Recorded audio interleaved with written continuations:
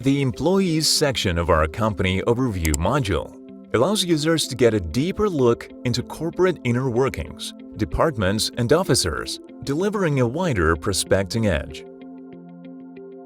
The At a Glance section of the Overview allows you to drill down to specific roles across the organization to understand who oversees what, and most importantly, to whom should you reach out.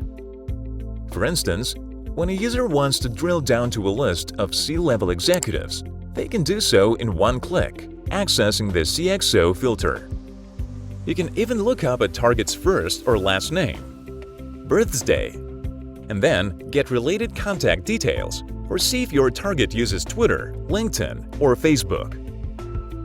When selecting one or multiple contacts in this list, you'll have an option: saving your selection to an existing or a new list, sending a direct email to selected contacts, send to automated outreach sequence, and exporting selections to either a spreadsheet or your CRM.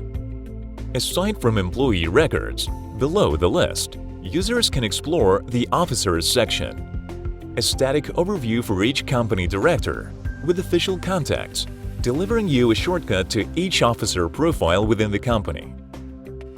To wrap up, the Employees tab in the Company Overview section will help you out whenever planning or exploring account-based marketing edges.